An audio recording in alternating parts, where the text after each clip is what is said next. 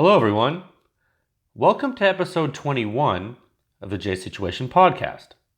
I'm recording this on June 30th, 2020. I'm glad you could join us today. For those of you PEW Science veterans, welcome back. For those new to the podcast, this is the official podcast of PEW Science, pushing the silencer industry forward one test at a time. You can support PEW Science by rating the podcast on iTunes, spreading the word, and if you like what we're doing, you can even contribute with a membership at pewscience.com. Members support everything we do and even get more data, so every little bit helps. Okay, so today, some pretty big topics. So let's get right into it. But, I'm not, no politics though, and no COVID. I'm just not doing it, man. For those of you folks who follow me on social media, I'm not doing it, man.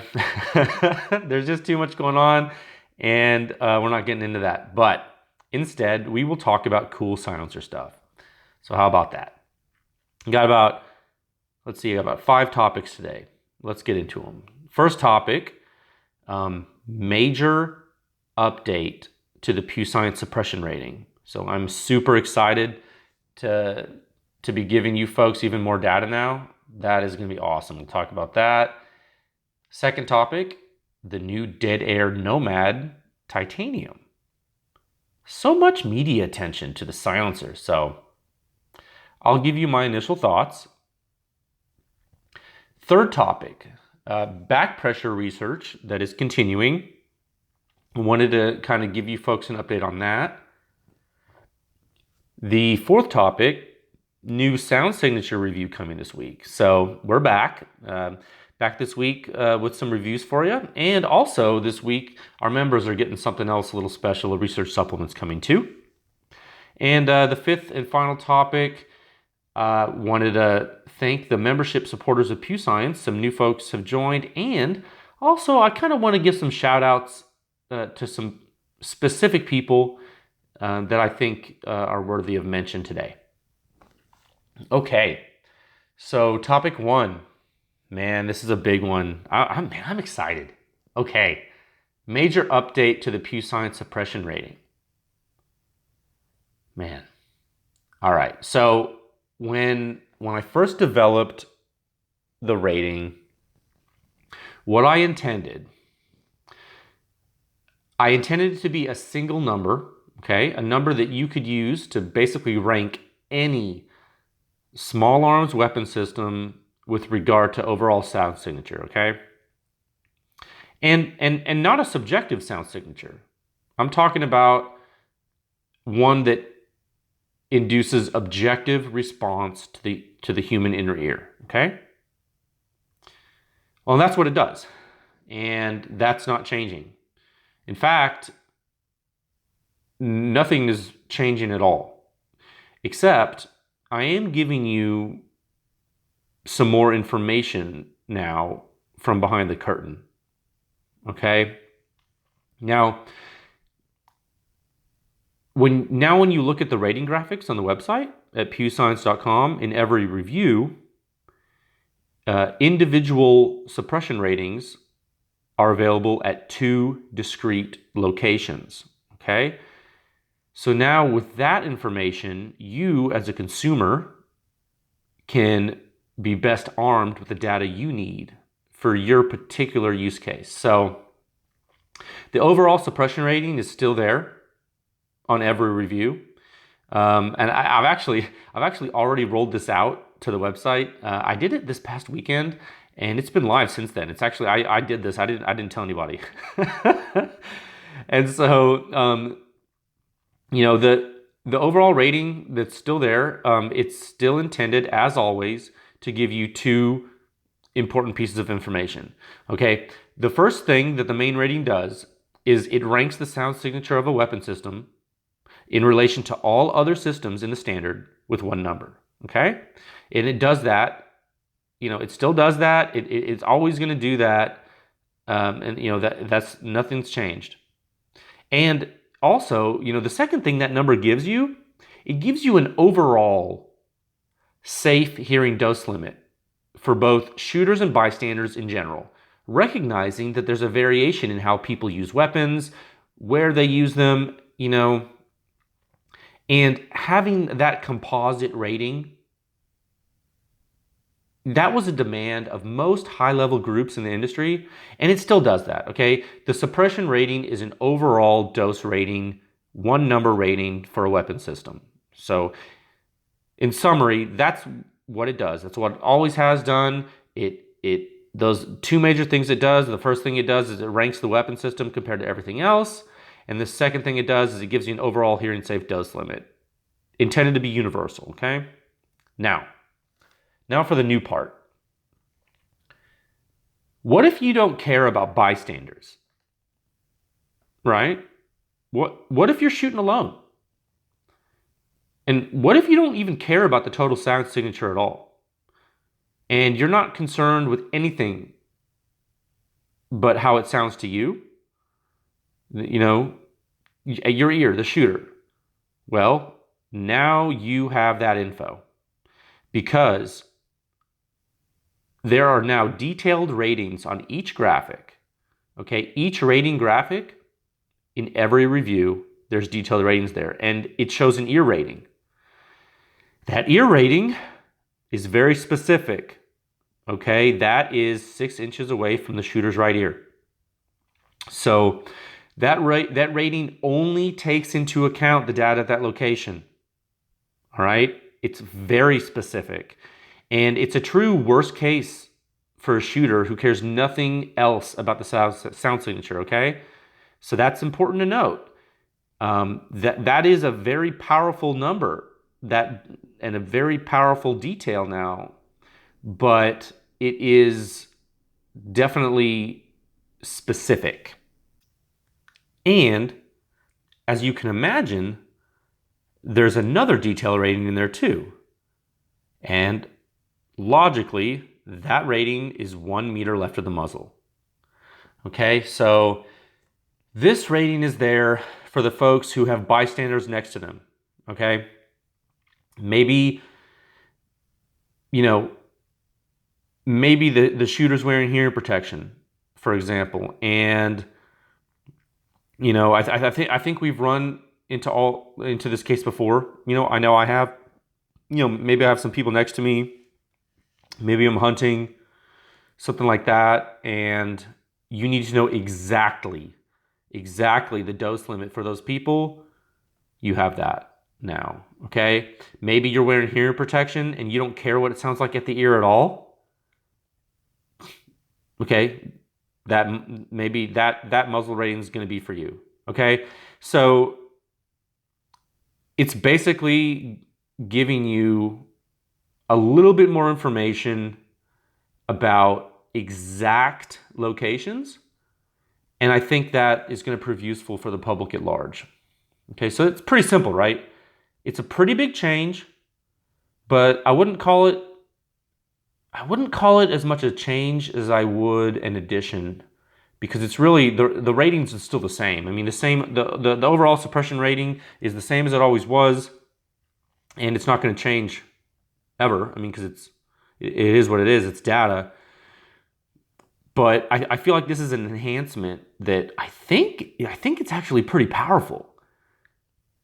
So, I thought about doing this from the beginning to avoid confusion, like initial confusion, but I didn't do it because I didn't want to complicate things. I didn't want to give you all these numbers.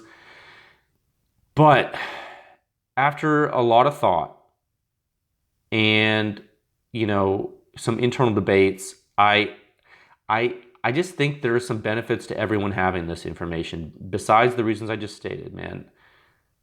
Like, what if, for example, what if you didn't understand for some reason that the overall suppression rating is a composite rating? That's always been on the website. It always has said it's a composite rating. And I've always told you that on the podcast, that it's a composite rating. And I've said it on social media. I've told everyone everywhere that it has been a composite rating. But what if you, for some reason, what if you didn't know that? Like, what if you, like, for whatever reason, you didn't listen to me or you didn't hear me or like, you don't have social media or like you just saw this and like you didn't read the website and and someone just sent you a graphic or you like, and hey, I'm even in memes now. So like people have been making memes. I've seen like, so what if you saw a meme and you're like, whoa, the meme said I could shoot the, which is fine. Well, then this can help you, I think. So like, what if you thought, because you didn't listen, or like you didn't, or I didn't do a good enough job getting that information to you, what if you thought your buddy could sit up on the ATV when you're hunting near you, when you're shooting your 308, like at some targets, for example? Like, what if you're sighting in your, like, okay, let's say you're a hog hunter, right? I think a lot of you, like including myself, could relate to this. Let's say you're a hog hunter and you just got a new thermal. Let's say you got a new pulsar, or like a new Trijicon or something, and you're like, man, those scopes cost between what, like between $3,000 and $10,000. So like you're like super stoked. You have your hunting rig. You're like, man, I'm gonna sight this rifle in. I'm gonna figure out. I'm gonna get my thermal sighted in, but I'm not gonna do it from a bench. I'm gonna do it from my shooting sticks, or I'm gonna do it from my tripod near my ATV, because I just want to get more comfortable shooting it anyway, because that's how I'm gonna be shooting in the field. I don't want to be, shooting on the bench, or I don't have a bench. So I'm gonna be sitting by my ATV. I'm gonna have my buddy up there. My buddy up there with a spotting scope, but he's like right next to my, and yeah, I'm gonna have, what am I gonna have? I'm gonna have a trash panda sitting on the end of my rifle, or I'm gonna have a Helios, or I'm gonna have a Sandman. I'm gonna have a silencer on the end of my rifle. I'm gonna be shooting right next to my buddy. My buddy's gonna be sitting there. None of us have hearing protection on. Why would we need hearing protection? We have a silencer, right? Well, you're shooting it. You're sighting in your gun. And you're good. You've shot this before. You looked at the suppression rating. Your buddy looked at the suppression rating. You said, man, that suppression rating's like 30. I know that I can shoot this. I can sight this in without ears. I'll be all right. I'll be all right. But what about your buddy? Your buddy's sitting right there by the muzzle. You ever been hunting with a buddy that has a spotting scope or something, and they're like off to your left, and they get blasted by an unsuppressed rifle? Well, I've been that guy. Like I was hunting with a guy. I've told the story before. I don't know, some of you might not have heard it, but I'm gonna tell it again. I was coyote hunting at night with red light, with bolt action, 243 Winchester rifle. It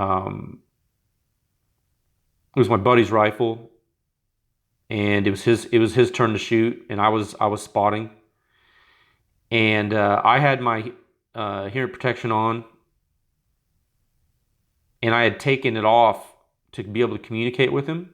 It was at night, and so I had one of my earmuffs. I had been using earmuffs. I actually had an AR-15 at the time. I was hunting with two that night, and they were both unsuppressed rifles. We were shooting unsuppressed, and that's really loud, right? Well, I had taken my hearing protection off, and he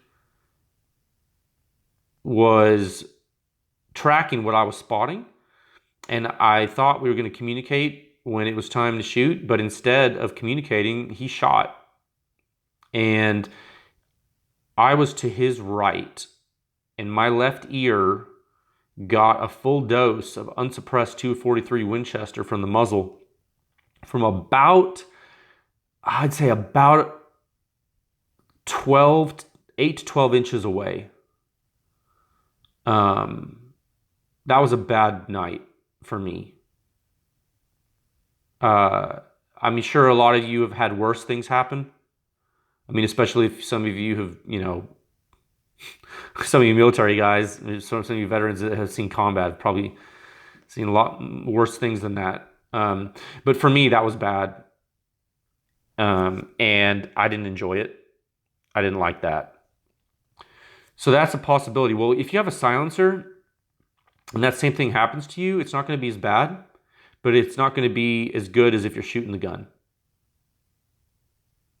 So I don't want to belabor that point too much, but if you're shooting the gun with a silencer, if you're shooting a bolt action rifle with a silencer, chances are you're going to have a higher dose limit than your buddy next to you on that ATV, okay?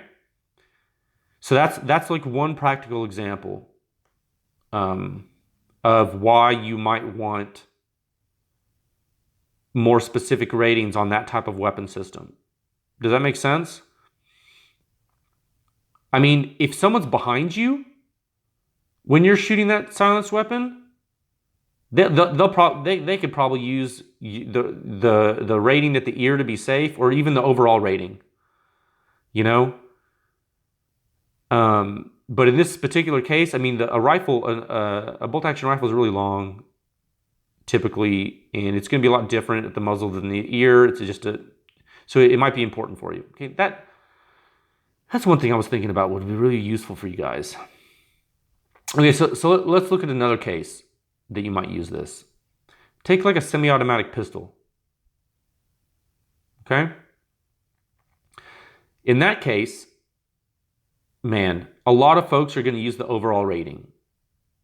Because, man, they're going for overall stealth. I mean, just due to the nature of suppressed centerfire pistol use, we don't really need to go into why you're going to use a suppressed pistol. But most people understand that one of the reasons you use a suppressed centerfire pistol is to not draw attention. I mean, it's not the same. There's not as many, like in practical use, there's not as many practical uses of suppressed centerfire pistol as there are suppressed centerfire rifle. Not a lot of people are hunting with suppressed centerfire pistol at large, okay? So we don't need to talk more about why that is. I'm just telling you that's what people use them. So there are some cases, though. If you're a plinker, I mean, a lot of folks like to plink. That's fun. And you're just shooting by yourself, like just for fun, right? And you think because it's an overall quiet system, based on the overall suppression rating, if you think that you might be okay, you actually might not be okay. Typically at the shooter's right ear, the suppression rating drops on a semi-auto pistol, okay? Those of you, like, I thought that was pretty apparent. Like, I thought that was like a pretty understood thing. But like I said, I think I've said this before on the podcast.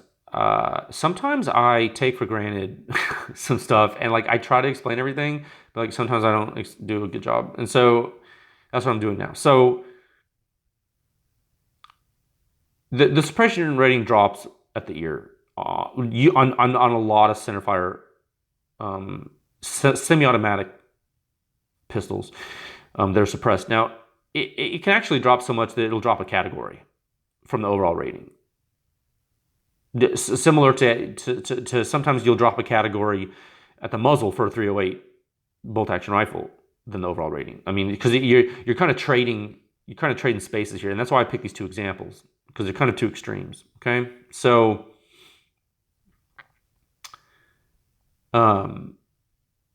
be careful.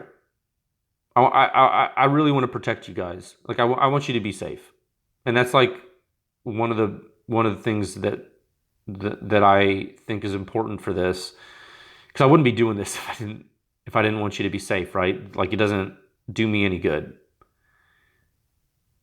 Everyone has different arm lengths when you're shooting a pistol, right? Like everyone's a different size. Everyone has different shooting styles when you're shooting a pistol. People have their head in have their heads in different positions. Um, and that's one of the reasons why the overall rating is pretty good. But I think that seeing the detailed rating, I think that for suppressed centerfire handgun, the detailed ear rating, I think it's prudent. I really do. Like in my opinion, I think you guys are going to want that. So anyway, all this stuff I just said, that's a lot of info, man. I get it. But I think you guys are going to like it. I think and by the way, it is all free. Like everyone's getting this. This is not a members only thing. That's not something I want to do. If you're a member and you have a heartburn that non-members are getting this ear rating and they're not paying something, that's tough. Okay? But I tell you right now, that's not in the spirit of Pew Science. I'm not here. This is not a money-making machine here. This is a research initiative to help the public and the industry. And I'm very thankful to all the members, and the members are still getting members-only stuff. Believe me, I mean, you're getting something this week. We'll talk about that later today, later this episode. But and you're still getting waveforms. I mean, the public doesn't get those. The public doesn't get the detailed ear data, but they are getting the suppression rating at the ear now. And I think that is the right thing to do. And I think that is a responsible thing to do overall, especially as the database grows. I think there's too much room for misinterpretation with the overall rating. There's only been one case so far, one conversation I had with someone, and I think he might be a Pew Science member. Man, if that gentleman is listening, I am so sorry. I can't remember your name right now. We talked many weeks ago, it could have been months ago, where he was telling me about his experience with centerfire pistol. And I had to explain to him that the rating was a composite, and that reinforced I actually had decided to do this like way back when. I just hadn't implemented it yet, but that reinforced my decision. I was like, yeah, I gotta give him more data. So I think this is going to help everyone. And yeah, I mean, I know that you guys are going to have questions, right? You're going to have more questions, which is cool. Like, that's totally cool. So feel free to ask them. You can DM me, the J Situation on Instagram. The corporate Instagram is Pew Science LLC. Feel free to follow that one too. I don't really know what I'm going to do. I don't know if I'm going to see, because I have a lot of followers on the J Situation. So like, that's really a good platform for me to communicate with folks. But the Pew Science one's growing. I don't know when I'm going to jump to that one or what I'm going to do with that. But I kind of have two accounts because I know I'm going to get like banned or something eventually. So I like to have a backup. But if you don't want to email, to DM, you can email tech@pewscience.com. And I really mean that. There's a guy on Instagram the other day, and someone had tagged me in a post, or they said something, and or I approached them and I said something like, "Hey, you guys are arguing about this decibel this, decibel that, blah blah blah. I encourage you to go to pewscience.com and look at some real data for the silencers you're talking about, and then you'll be fine." That type of thing. Like, I was just trying to help. Like, I wasn't telling them to join. I wasn't telling them to buy anything. I was like, hey, go to the website, man. It's free. Just go check out the reviews. And I was like, and the guy like commented again. He was like, I think he was talking about OSS or something. He's like, you're testing back pressure you're using a bolt action rifle. That's nonsense. That's not real. And I was like, hey man, this is Instagram. So this is an Instagram comment, and I realized that, like, you want to have a conversation right now and a really technical discussion on Instagram in this comment field of this person's post. But what I'm telling you is, you can email tech@pewscience.com, and this conversation is going to be way more efficient. Okay, so like that's what I told the guy. And the guy never emailed me, and he never responded to that comment. So what I took from that was that the guy was, and the guy had a private account, and he had like no posts, like or no followers, like, but he was talking about, he was like defending the silencer company. Okay, so when that happens, those guys work for the silencer companies. I don't know if that guy works at OSS or what. Like, I'm not saying he does. I'm just saying he probably does. You know what I mean? Like, it's one of those things. Anyway, I don't know if he does. Like, but what I'm saying is there's a lot of ways to contact me, and everyone has the choice to contact me whenever they want, man. It's all public. So tech@pewscience.com if you have questions about this. DM me on Instagram. You can even comment on the reviews on the website. Members can comment on the member reviews or the free reviews. The public can comment on the free reviews. I don't think you have to create an account to comment. I don't think. I could be wrong. I don't know how that works on my website design. You know, I was gonna have, anyway, that's a whole other conversation. We don't have to talk about that right now, but anyone can comment, and I'll totally respond. I think I've responded to every single comment on the website, so I do see them. I get an email when they're posted. So if I don't respond right away, it's just because I haven't gotten to it yet. I promise. Okay. So before we go on, I want to recap because I want to make sure there's no ambiguity here. And again, it's cool if like I'm missing something and you just want to send me a question, but I'm just doing this. I'm trying to be thorough. Okay, so a couple points.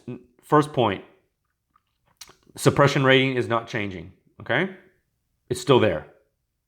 And all the numbers are still the same. But you need to remember that's a composite rating for the shooter and bystanders. And although it ranks total suppressed weapon system sound signature, you may need more detail for your use. Okay? Second part, the detailed ratings are twofold. The first is the muzzle rating. That's specifically for bystanders 1 meter left of the muzzle. The second is the ear rating. That is specifically for the shooter's right ear.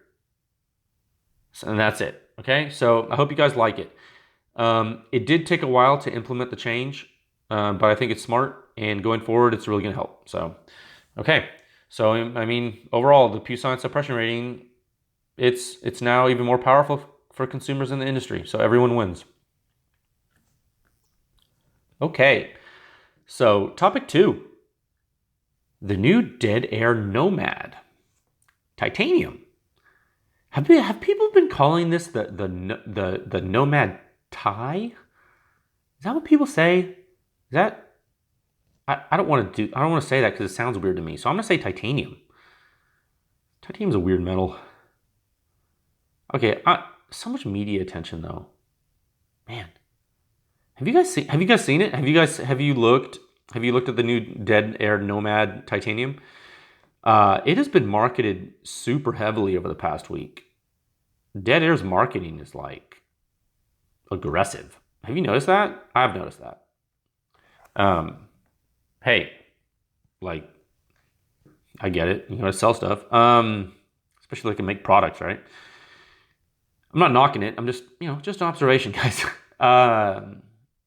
But because it has been marketed so heavily, and I mean, so ubiquitously, I was gonna at least address it. Like, I wanted to talk about it, and I will say I have not tested it yet, nor have I tested any of the Nomads.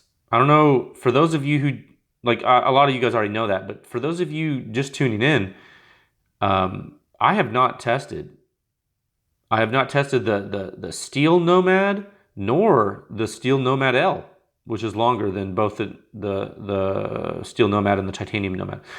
But I have shot a Nomad, but only on subsonic 300 blackout on a honey badger. Go figure, right?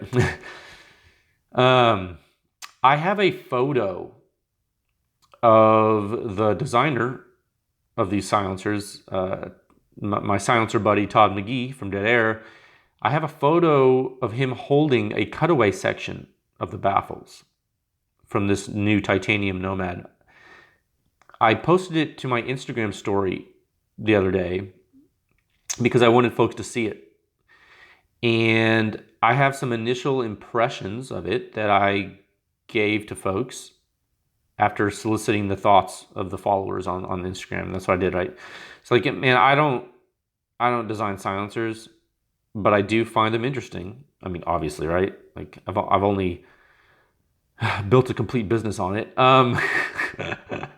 So I wanted to see what you guys thought of it before I gave my opinions on it, right? And that's why I kind of solicited people's thoughts before I then posted my follow-up opinions.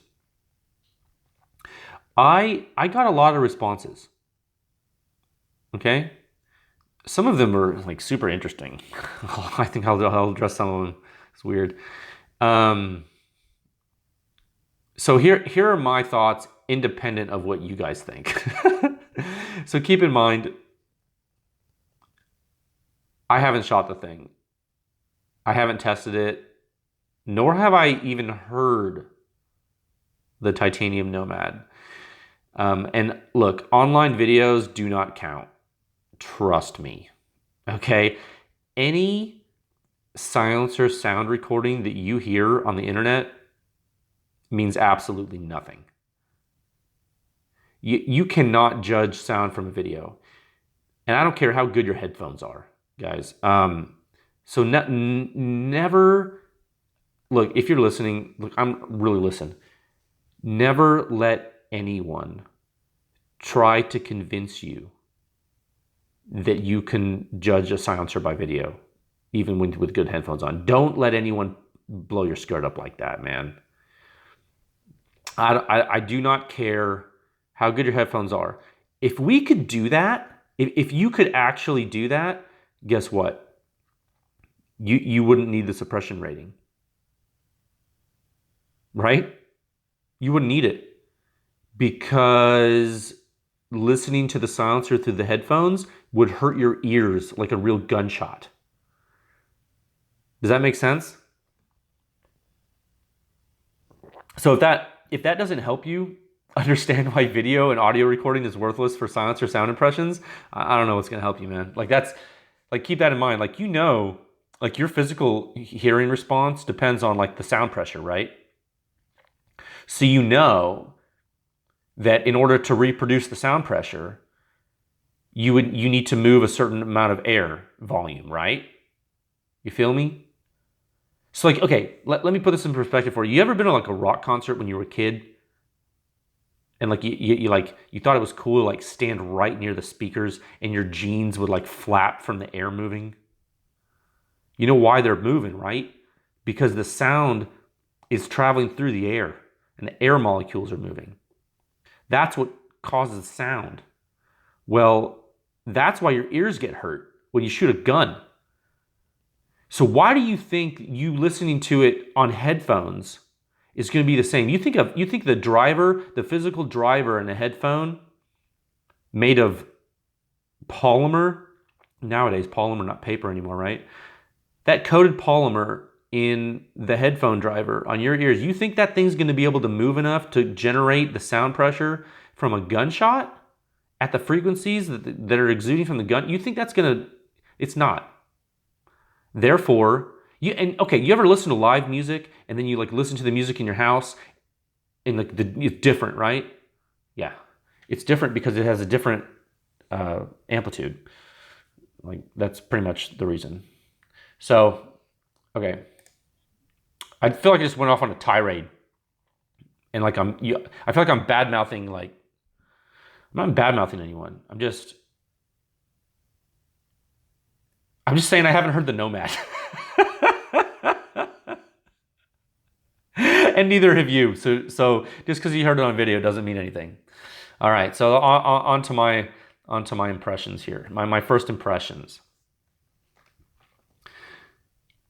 it looks like they're trapping gas a couple of different ways. Okay, I think that's kind of neat. That's the sign of a forward-thinking silencer design, which there are many. The Nomad is not a unique case of trapping gas in a good way. I mean, it's fine. A lot of silencers do it differently. The way they've chosen to do it is kind of cool, I guess. I don't know. It seems to me that the baffles give a fairly flat wall for gas to smack into. And it's certainly going to induce turbulence, which is good for sound. You want to slow those gases down.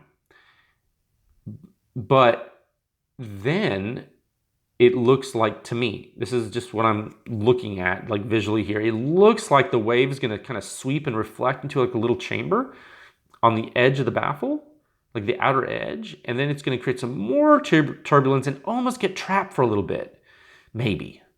I thought that was cool. So that's like just my first thought I had when I looked at it. Now, because of those characteristics that I just mentioned that I think is going to happen, I think the Nomad is going to be pretty quiet for its overall length. That's my prediction. Now, keep in mind, I have not shot it or heard it, but I feel like it's going to perform well with regard to sound reduction due to what I'm seeing in the baffles. And because the flat nature of the baffle geometry, and this is part of the reason I'm saying this is because part of the reason I'm making judgments already due to of its length to sound reduction efficiency is because the baffles are so flat. I feel like they're packing them in a little bit. So I think the configuration is relatively efficient in a long dimension. Is kind of what I'm saying. So what I think they're doing, I think they're able to get away with enough baffles in the length to do some really good gas energy dump work. I mean, that's essentially what I'm saying. So that's just good for sound. And that's my prediction. If I'm wrong, dude, I got no problem eating crow. I will eat that crow. I have to cook it first, though. I'm not an animal. But anyway, it's just my first guess. So now, the next thing I thought that I kind of took note here. I'm not 100% certain, but I'm not seeing a lot of porting in the baffles. There might be some, and I'm also not seeing an annulus, an outer annulus, or any other trickery for the flow. So I'm assuming we're going to get some more back pressure with this silencer than, a Sam NS, for example. It's short, but I bet it has higher back pressure than the Trash Panda or the Sam NS. I bet you it does. I'm guessing, but I bet you it does. I mean, that's my guess. We'll just see. We'll see if I'm wrong. It'll be fun. Another thing that I saw, this is something I thought that was super cool, actually, just from like a nerd thing. Todd actually did mention this. I think he mentioned this. The baffles look a little thin in some of the regions. No doubt to reduce the weight. I mean, that's why you make things thin. But it seems like the geometry is conducive to transferring compression loads. Let me elaborate on that. So when the gas impacts the baffle, it's going to be, I mean, this is happening very quickly, right? And there's different forces occurring and they're moving. So it's like you have this super suddenly applied force, which is another word for an impulsive force, an impulsive loading. So it's smacking into it. So the actual force that it's hitting it with is actually higher than the pressure. It's actually it can be actually twice what the pressure is, depending on the baffle geometry and depending on where in the silencer it's occurring. So when that happens, and I'm not just talking about silencers. This is like a dynamic load thing. This is like what I do. Okay, this is like my thing. This is like what, like outside of silencers, like in the real world, like like what I do for a living. Like this is like my expertise. So this is what I'm telling you. I'm telling you is that gas does things quickly and it impacts things and makes them see it as a more severe thing than you think it might be. So it's going to put that baffle, certain section of that baffle in tension, and then it's going to push these compressive loads out radially. And then what it looks to me like they did was then they kind of attempted to buttress it out a little bit, which is like a really crude way of saying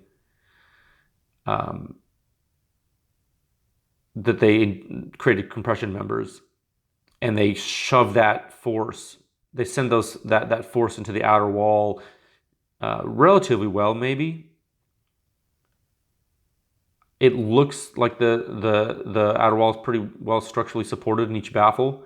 I'd have to analyze it, to really determine what kind of stresses are being induced and blah, blah, blah. But it seems like a pretty efficient structural design. I got a kick out of it. Just looking at it, I was like, oh, that's kind of cool. Kind of interesting to me, technically. I think that, it's just like the structural dynamicist in me coming out. I don't know, just nerd stuff. I don't even think people are going to notice it. What I think that it does that is important for you guys to know is that I think it's going to make it lighter for the size and for the sound.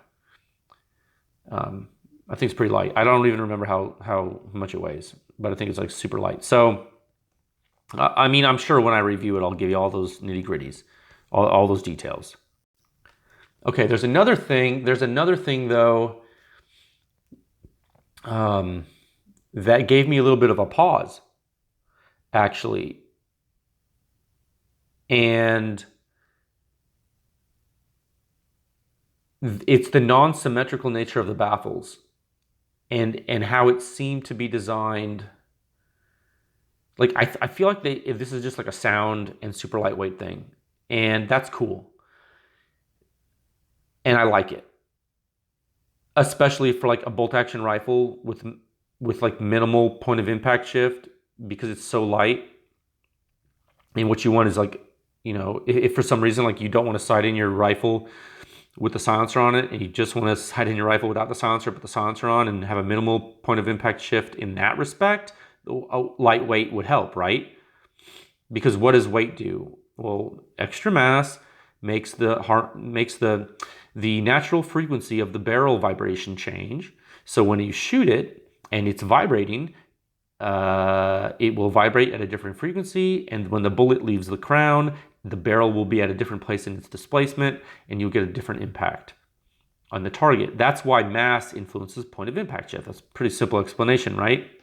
So I don't really care about mass with point of impact shift. That's not really my thing, unless it's like really inducing some strange harmonics. So I guess the lighter the better, but sometimes we can make a heavy silencer work too. But there are actually different point of impact shifts from silencers, and it's not just for mass. What I don't know is how those baffles in the Nomad, how are they going to affect accuracy, consistency from shot to shot with the rifle? So I'm not really talking about point of impact shift in total. I'm talking about accuracy. I've heard this referred to as like a couple of different terms. Like some people call it dispersion as well. Like dispersion is kind of a strange term for that. I don't know if that's something that, I'm not really a marksman. I'm not really like a target guy. I'm not like a super high speed like accuracy guy. Like I shoot, like the most accurate I need to be is like to like kill a deer or like a target that I'm messing with. Like I'm not one of those group shooters, but people have said dispersion. Dispersion to me would mean something different, but I guess I could see it as opening of a group during shooting. Like Maybe that's what people mean by dispersion, but yeah, I'm talking about accuracy. So, I don't know how those baffles are going to affect it. Now, if the bore is oversized enough, maybe it's going to be okay. But I don't know. I'm not sure. And I'm not going to know, actually, unless someone tests it. Like, I don't really do accuracy testing at PEW Science. I'm focused on sound signatures. So, I'm focused on silencer efficiency, and I'm focused on your hearing, right? Obviously. So I'm not really going to add anything else to my plate right now. Not only am I offering like more than anyone in the history of suppressed small arms has offered as far as sound signature. I'm busy with like other stuff too, and like I don't have time. And I'm not just saying that to like as a cop out. Like I actually don't have time to do accuracy testing for you. So if anyone has any info on the Nomad accuracy, let me know. Yeah, I mean seriously. But that's actually a segue into my last comment on this. Kind of. Well, okay, I did want to talk about the color. I want a gray or a black silencer, guys. Or brown maybe, like maybe like a muted tone, like an earth tone. Is that a thing, like an earth tone? What are we, like feng shui now? No. Any color other than bright silver, man. I don't like bling on my guns. It's not my thing. That's just a personal preference. But plus, like I hunt with my guns, and I don't want light to reflect off of them like that, like visible light. Like that's not something. Like I don't want a shiny freaking gun. Like what? So yeah, if I got one of these, I have to paint it or something, or like use a stupid silencer cover. And you use a black end cap. I don't know, man. I don't know. Like I was pissed when the Rugged Radiant had a silver end cap. I wanted that thing to be black, but it's like the titanium one. So to save weight, I still use it. Like that's how stubborn I am. So anyway, but okay, I said this was a segue because I think the elephant in the room right now, and some comments I've seen all over the freaking internet, is comparisons with the Trash Panda from Q. And the Trash Panda is gray. So that's why I says. So I like that. I like gray. I think it's cool. I like the color. But because I showed you guys the baffles of the Nomad, you can see that it's not a Trash Panda. I mean, was SIG and now Q, like the same guys, responsible for the proliferation of lightweight 1 3/4 inch diameter rifle silencers in the market overall? Maybe. So, I mean, in that respect, anyone doing that is at least getting some influence from SIG and Q, right? I'm not talking about the baffles. Okay, let me repeat so you really follow what I'm saying. What I'm saying is there's a market influence. Like who started really doing for rifle silencers? Who started doing 1 3/4 inch 1 3/4 inch diameter rifle silencers? Like that got super popular. That was SIG and Q, right? So are people doing those now? Yeah. Is that copying? Are people copying Q when they do that? Hey man, I actually think it depends on your definition. Legally, probably not. Probably not legally copying. Honor code among designers? Maybe. I mean, it might be a stretch. I don't know. It depends. I think it depends. I think this is a spectrum, actually. I think it's a case-by-case basis. That's what I think. This is from an outsider. Remember, I don't design silencers, but I do design stuff. I'm a licensed engineer. I've designed stuff. I'm just saying. I will say, look, I was out of the silencer game for a while, but I seem to remember almost everyone using 1.5 inch diameter silencers, except for subgun cans, for decades, man. I'm not saying every single one, because I know there's gonna be someone listening, but there was a guy and he used a. Dude, look, I got a Thompson Machine SG that's 2-inch diameter. Don't tell me that I don't know big silencers. I get it. What I'm saying, until I started seeing the SIG and Q silencers, those 1 3/4 inch tubeless ones.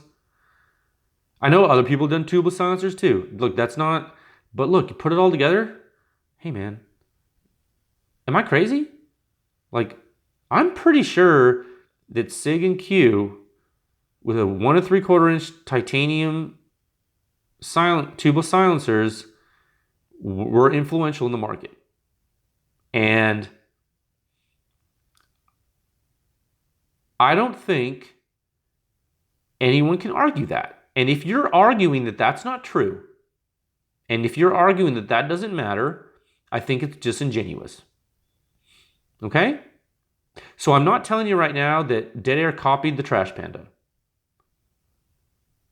But I'm also not saying that it is not influenced.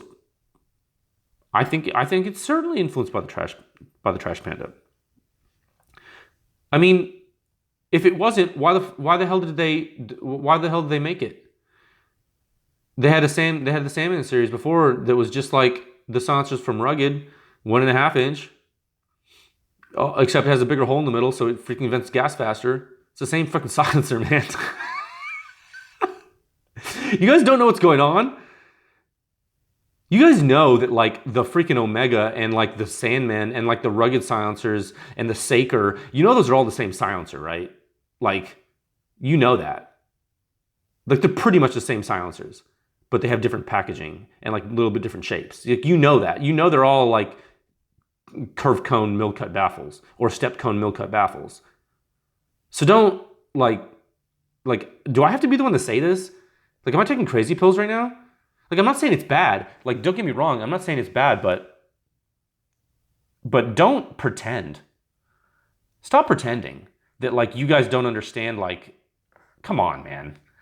So anyway, do people get influences from other people when you make a car and like did Tesla copy Ferrari because they have 4 wheels? No. Okay, I'm just saying, like, I'm not a patent attorney. I'm certainly not an attorney. I don't design silencers. I'm not saying someone's copying anything. What I'm saying is there's influence, and this has been such a hot topic by so many people that I want to give both sides of this argument the attention, and I want to be fair as I feel like someone who can talk in an unbiased fashion about this. I want people to understand, because I'm friends with both companies, both Dead Air and Q, okay? So I want to tell you, I see both sides of this in certain ways. And there's an argument for both. And you guys, if you guys want to play politics, you can play politics. But I'm not doing that. But I wanted to address it, and I wanted to say that if you guys think that 1 3/4 inch silencers aren't bigger in the market because of Q or SIG, you're blind. So, and you're in denial, and you're lying to yourself. So, and if you're screaming at your phone right now because you hate Q, dude, I'm sorry, man. I'm sorry. I'm sorry I made you emotional. Like, I don't know what else to say. Now, that being said, on the other side of the argument, the baffles are completely different. The construction is completely different. The way the materials are made are completely different. Okay? So, in general, I will go on record as saying I think it's smart that larger diameter silencers are being used. I think it's smart. Hey, look at the Helios we just tested. That's an incredible silencer. Anyone who designs silencers or has shot silencers and knows about the Helios and has shot the Helios, I don't care who you are. You better understand that is a quiet silencer with a solid end cap. And when you look at the inside of it, I don't care how expensive it is. I'm sure it's super expensive. I don't even know. I don't look at prices. But I'm sure it costs a lot of money because it's 3D printed Inconel, which is crazy in and of itself. But they have it's 1 3/4. And what did CGS do with a 1 3/4 inch diameter? They freaking made a completely different type of silencer with it. So they took advantage of it, but they went to 1 3/4 inch. They made that jump. I don't know when they decided to do that. I don't know if it was 20 years ago, or I don't know if it was now. But I'm saying not a lot of people used to do it. You feel me? And now more people are doing it. You feel me? So I just want you guys to know where some of this BS is coming from. When people are slinging mud, there are reasons.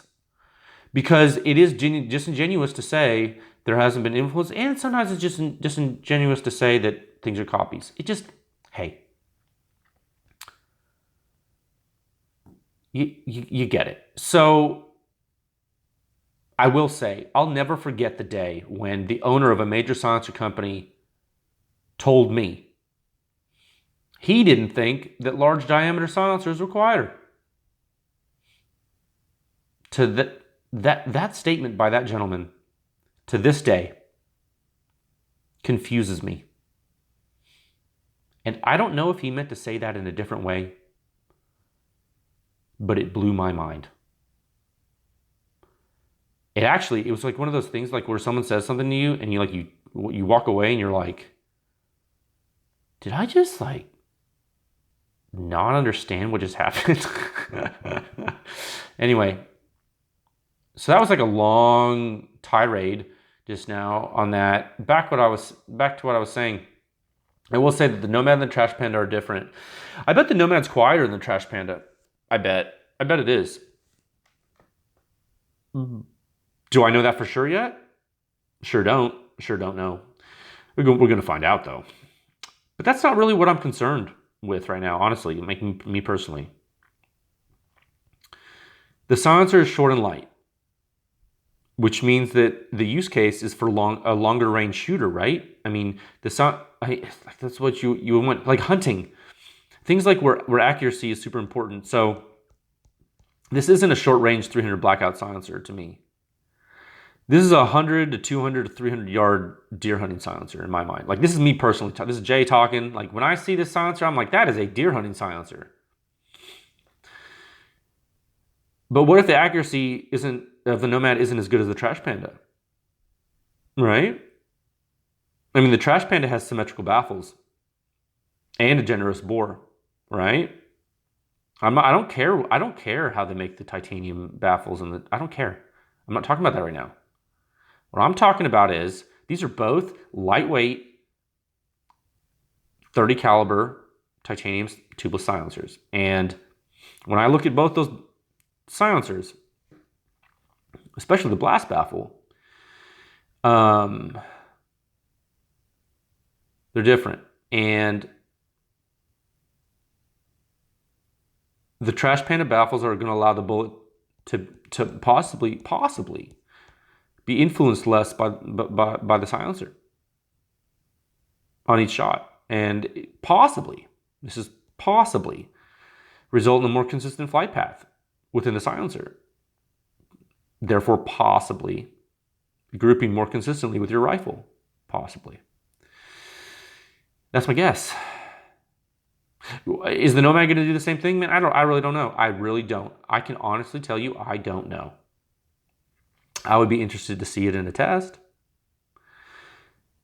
I mentioned this on the Instagram story. I said this on the Instagram story. And I said it would probably be okay. But I'm not sure. I hope someone tests these things side by side, man, because I tell you what, as far as bolt gun hunting silencers that are super short and light, for me personally, for that, accuracy is probably more important than sound. If I want the quietest, I mean, neither of those two options are the answer anyway, right? It's not even the quietest. So that's not what I'm doing. So you know that. I've already shown you data. You know that. You don't even have to guess anymore. Right? Okay, so that's enough speculation about the Nomad titanium. I hope you guys have some thoughts too. I think we'll have to see how this all pans out. I know Dead Air is working on getting some Nomads to me for testing, so I'll let you guys know when that happens. I'm pretty excited about it. I think a lot of you share my wonder if a titanium Nomad L might be a good thing, right? Right now, I'm not sure, man. If depending on accuracy,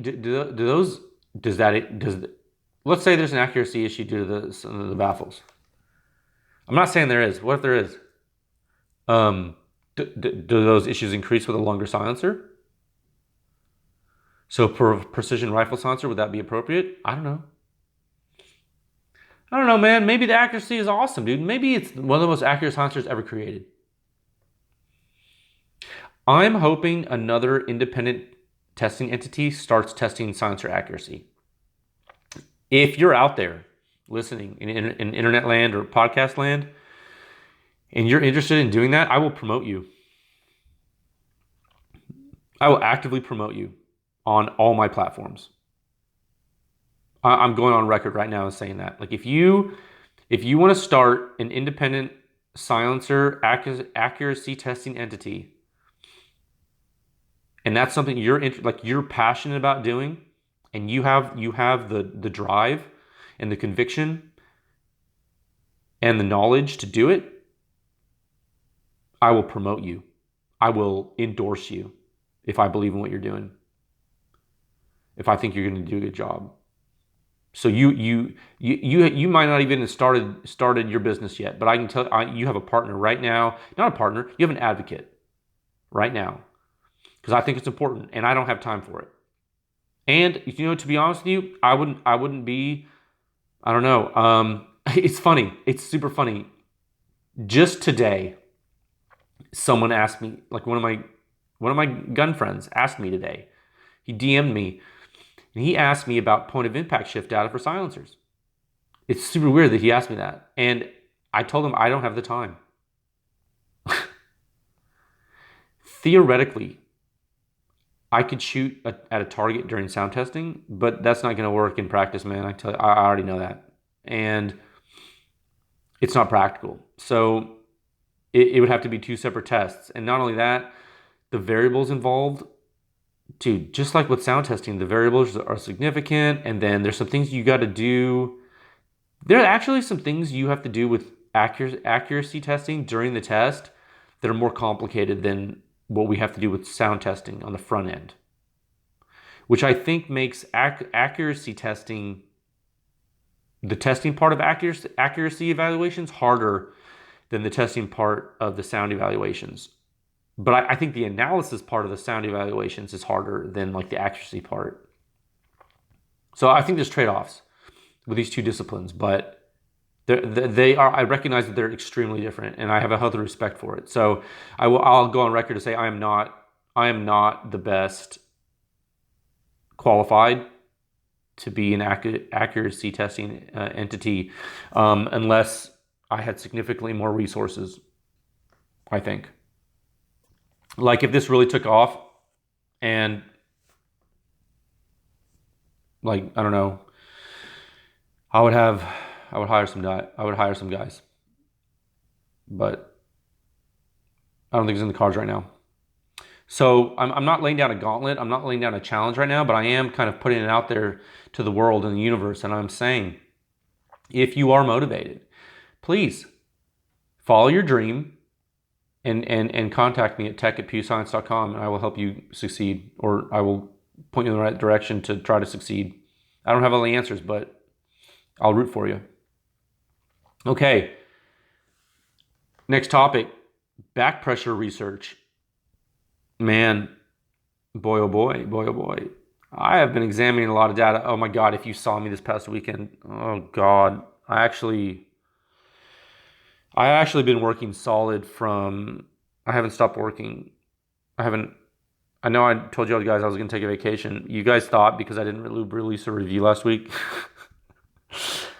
Oh my God, I need a vacation so badly. It's crazy. So the back pressure graphs, you've seen the recent reviews are pretty cool, right? So in the most recent one you saw in Sound Signature Review 613 of the Helios QD, there were 8 silencers compared. Well, there were 6 silencers, but I'm counting the Radiant and the Helios. I'm counting those 2 twice because the Radiant has 2 lengths and the Helios has 2 end caps, which we talked about last time. And keep in mind, the previous episode of the podcast had a lot of discussions about the Helios. I encourage you to listen to that if you're interested. And if you haven't checked out the review, you might want to do that too. It's pretty big deal. Now, the thing you see in the bar chart of suppression rating and back pressure relations are relative comparisons, okay?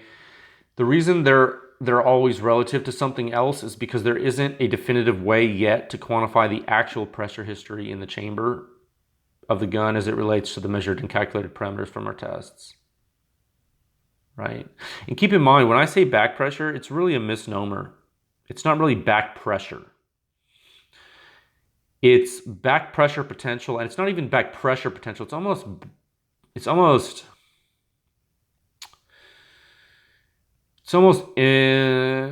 impulse potential, because it's almost gas momentum transfer. It's almost impulse, because there's a time component to it. That's why it's very rare you'll ever see me refer to just a pressure number without a time component, because I'm a structural dynamicist and I understand that. And I understand that in your ears, by the way, your inner ear is a structure, and it understands that too. Okay? So that's why we talk about time. Time is important. If you ignore time in all of this, then you're not going to get an answer. And that's why everyone in the firearms industry doesn't understand firearm sound. But that's okay, because we're changing that. So the reason we're doing it in a relative way is because we can't make a definitive quantification of the internal pressure history without measuring internally. I mean, that's just how it is. But we can definitely measure them relative to each other. And so far, the relationships, man, by measuring outside the silencer and measuring gas characteristics as it leaves with a constant ammo and ordered ammo type, man, these relationships they seem to be making a lot of sense, guys. In the most recent chart, you can see that the Helios with the vented end cap has just a tiny bit higher back pressure than the short configuration of the Radiant. And when both compared relatively to the Helios with a solid end cap. All right. Okay, well, so what I've been doing lately, I've been looking at more unsuppressed waveforms. And I have something coming this week in the upcoming review that will be a slight improvement to what you've seen in these charts. We're getting a little bit better each time. Like each time I do this, I'm getting a little better. And I'm putting some of the research I've done into it dynamically each time. So the answers are getting incrementally closer and closer to like correct, I think. Now keep in mind, every time we present results that are relative to a different silencer, things are going to scale a little bit differently, but you already knew that, right? If you've been paying attention. So I'm adding a feature to the data presentation this week in the new review that is going to be even more accurate, which is cool. Now, there's more I'm doing with back pressure research right now, but nothing else nothing else is ready to present yet. I'm still working on it. Some things have taken me in strange directions. I actually poured a glass of Japanese whiskey the other night when working on this, because I needed to relax my mind enough to be able to be like reckless enough to forget some of my preconceived notions, that I had, and to have more creativity in looking at the data. I don't know. It sounds stupid, right? But I don't know if you folks have ever done that. Like back in undergrad, like about 20 years ago, I had a Russian calculus professor who told me, he was really weird. I'll never forget this guy. He told me he suggested learning and practicing calculus at the bar with some beers. And it struck me as odd, like back then, as like a stupid college kid. But I realized why he said it eventually. It might have been some bravado on his part, but also like, because, he like so much smarter than me. But like, I'm not advocating it. I'm not advocating you drink and do math, like, necessarily. But I am telling you that I do understand the point of letting your mind be free when you're exploring new concepts creatively. A lot of people don't think that both sides of your brain can work together to solve problems like that. I disagree strongly. I think it depends on the person, but it's weird. I was having a conversation with a guy on Instagram today at lunch. He I don't know, we talk sometimes. He's a cool guy. We were talking today. He listened to the podcast, and he was telling me some observations he had about my speech on the podcast and how sometimes I talk fast. And he eventually came to the conclusion that I was an introvert because I'm an engineer, and that's typical. And it was funny. Like, I'm actually not an introvert. I'm probably the definition of an extrovert, actually. I thrive on interaction with people. Like, that's like if you know me, if you know me personally, like I've always been that way. So I think you would be surprised at the varied way people's minds work. So never make assumptions. I think you're gonna find it interesting. And I don't know, man. I didn't mean to go off this weird tangent about this, but I just wanted to say, like, research for me has always been something I enjoy, and something that is personal. I don't know. Wouldn't it be cool if you could download Wikipedia into your brain from a USB stick? Man. That'd be like so useful to like have all that data, and then you could just like look at it like in your brain instead of having to think of like go find it. Then you can like make your own decisions about it. So anyway, back pressure research is ongoing. That's all I can say right now. It's incrementally getting better until it's going to be like perfect. So that's going to be cool. Next topic. Where was I? Oh yeah, new sound signature review this week. Speaking of, yeah, and another research supplement for our members. Okay.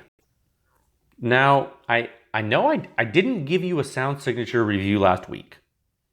Did I? No, I didn't. Look, man. Look, guys, like, they're just not going to come every week. They're just not. I mean, they were for a while, but it's just not sustainable.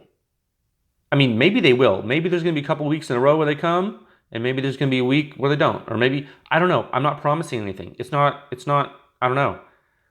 I mean, because I'm doing other things too, the research, I can't, it is what it is right now until it's not like that. So, super busy lately, but I'm going to tell you, this week, not only do I have a review for you, I also have a new research supplement.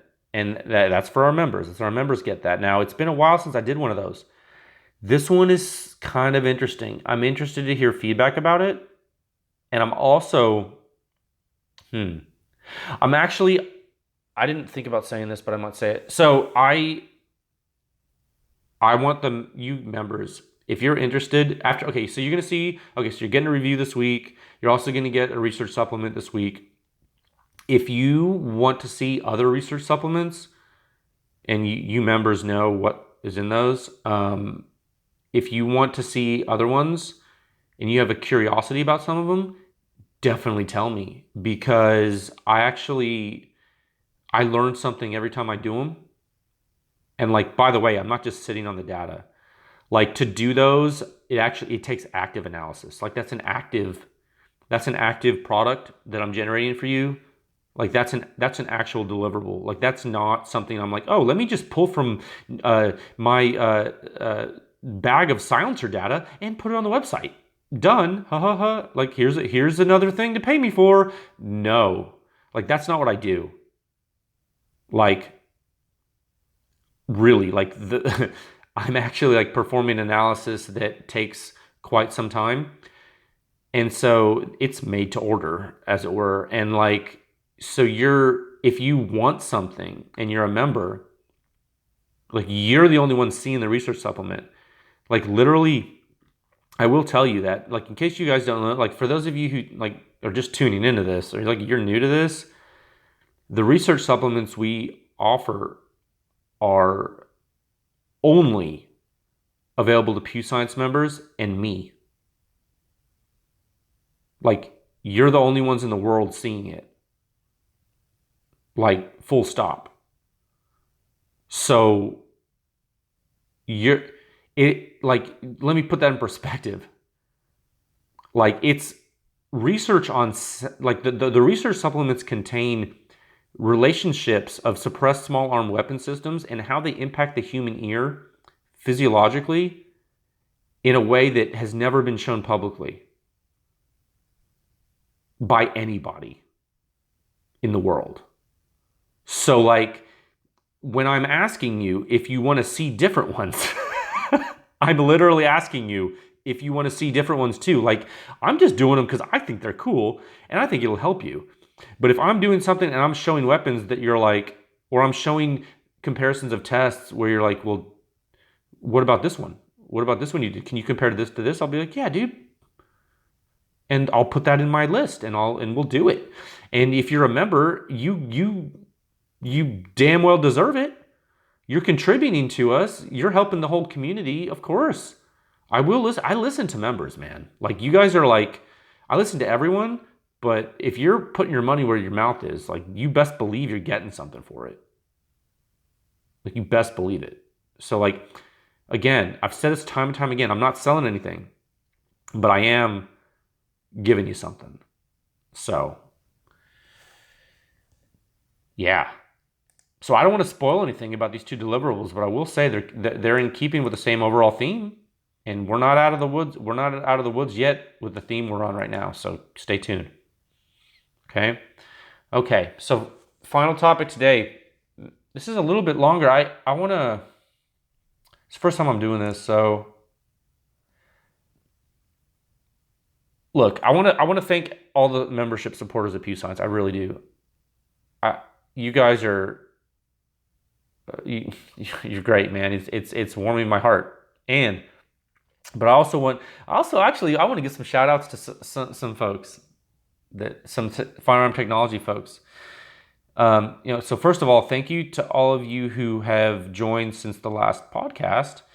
I really appreciate it. There were several of you, and your support means the world. And I was wondering if I should start mentioning people's names when they join. Like for example, like Bob in Kentucky, blah, blah, blah. Like, I don't know. For example, like, I actually don't think there's Bob from Kentucky in our membership. I don't think Bob.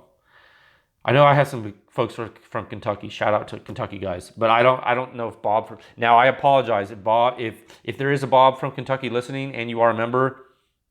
My bad. Like, I forgot your name. Sounds familiar. What I'm look what I'm trying to say. Should I like do that? Should I? I know a lot of folks like their privacy. You know, you know what I'm saying. So, I mean, I wouldn't say their last names. I don't know, maybe not. I do want to give personal thanks to you guys though that have joined. And although I do it in an email, sometimes I think maybe mentioning you on here might be nice. I don't know. If you care, let me know. I might do it, but I won't if it's weird. I don't want to be weird. I don't want to be one of those like weirdos. So just a thought. But I have heard like, I don't know, you listen to things in the, and it's like, oh, John from Idaho says blah, blah, blah. And like, you're like, oh, that's great. John from Idaho. Like, I don't know. Is that a thing? Like, I'm new to this, man. Anyway, whatever. Let me know. I might be crazy and you might be listening to this and think, oh, he's weird.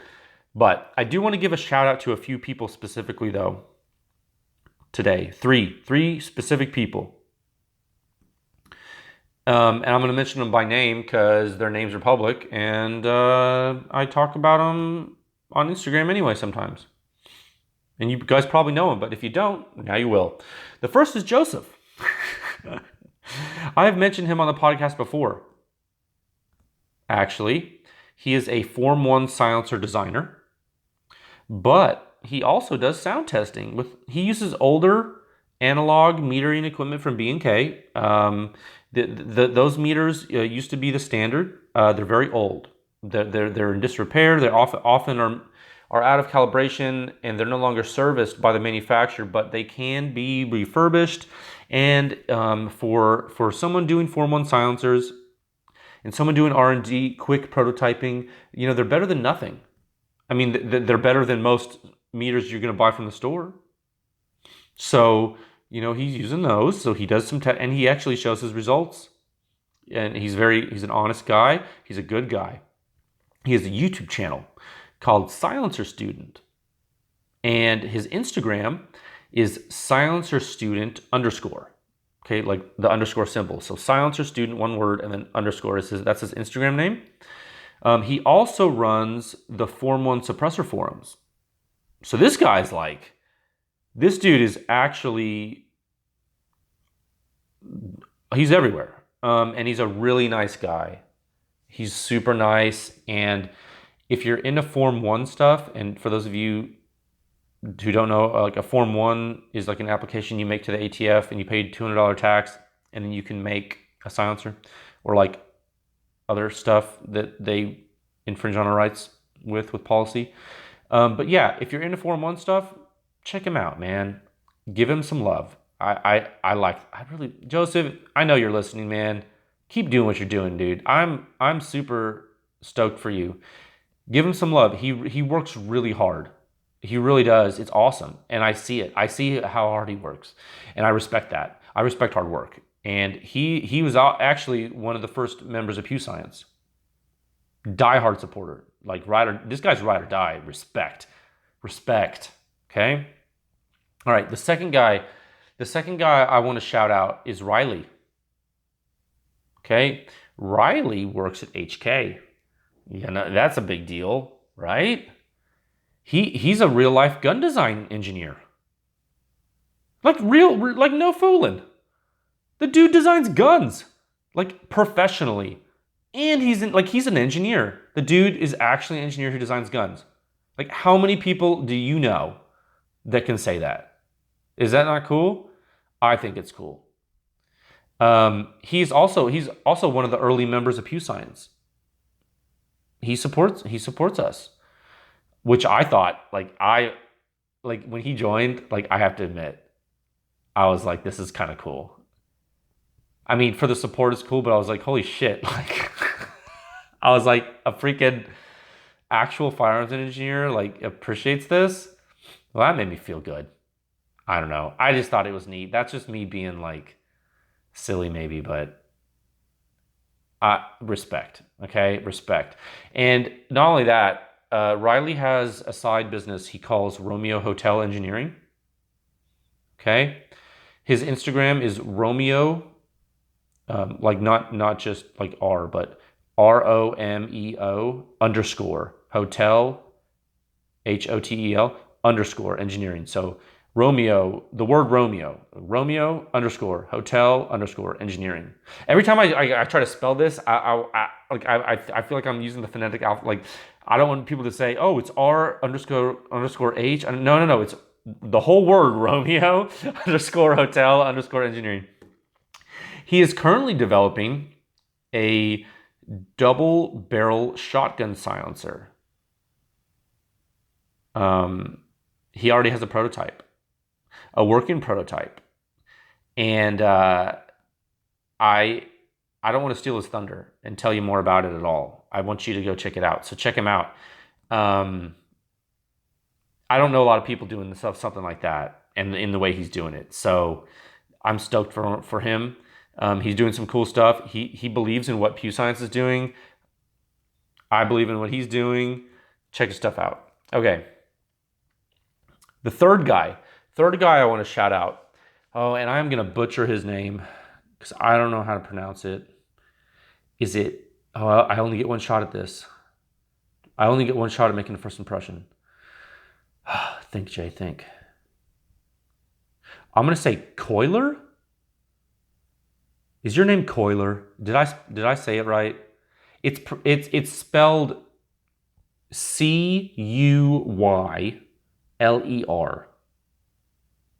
Cuyler. Coiler. It's not Coiler. It's got to be Coiler. It's got to be. I think that's his name because that's like the name on his Instagram profile. I don't know.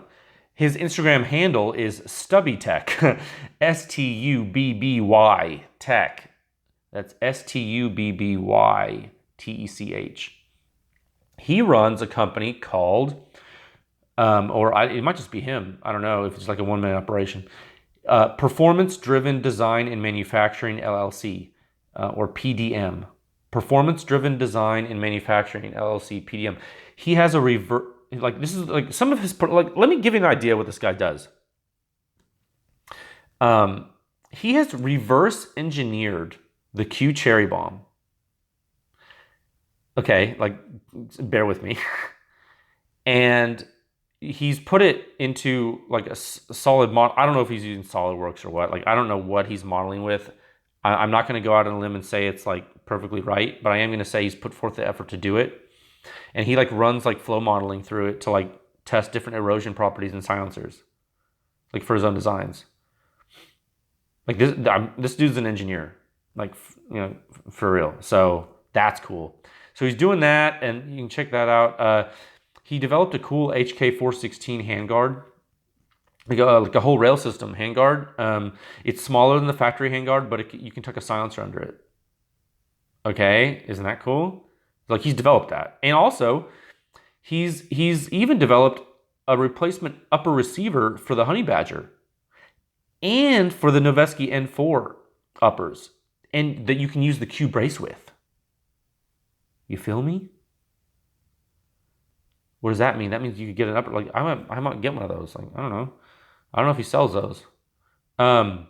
He's done some other stuff too. His website is pddmfg.com. pddmfg.com. So check him out. I don't believe Coiler is a member of PEW Science, but he's a nice guy. And we talk about gun stuff. So check out his stuff if you're into what he's doing. Okay?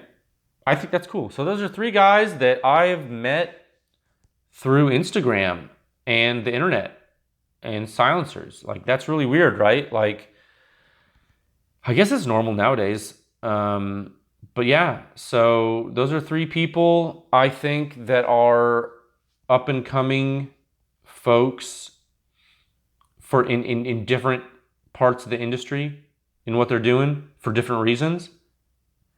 And I think that they both deserve support to what they're doing.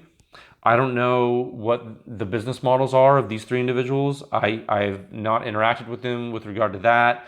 They don't know that I'm mentioning them. I didn't tell them I was going to talk about them. So they're probably super surprised, which is good because I like surprises.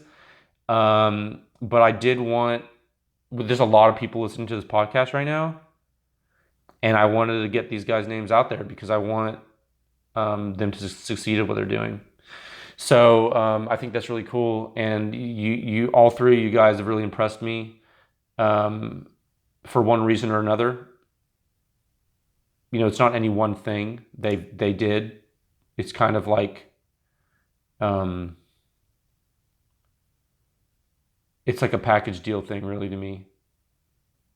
So anyway, that's just like a personal thing that I think. That's just my opinion, and that's what I've noticed about these three individuals. So I wanted to tell you guys. So that's a wrap for today.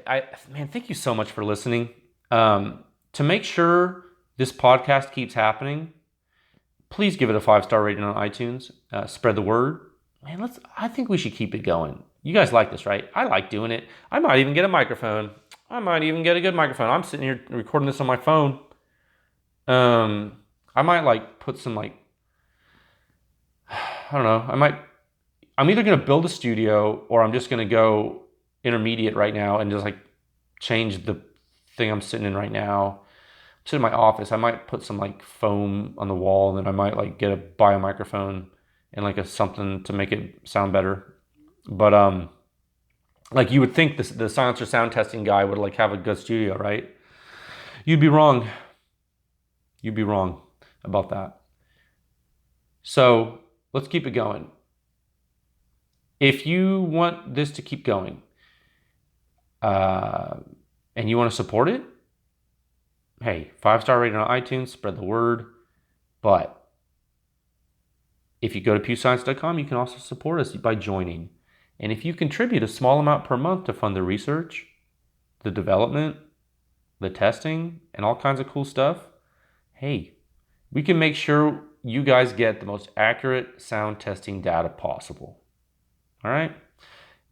And as always, if you're a member, you get more data. So, thanks again, folks. I really appreciate you listening. I'll talk to you again soon. And have a great long weekend, right? Happy 4th of July. It happens on a Saturday, so I believe that means that we'll be observing it on the 3rd. So that means more beer, right? All right. America. Later, guys.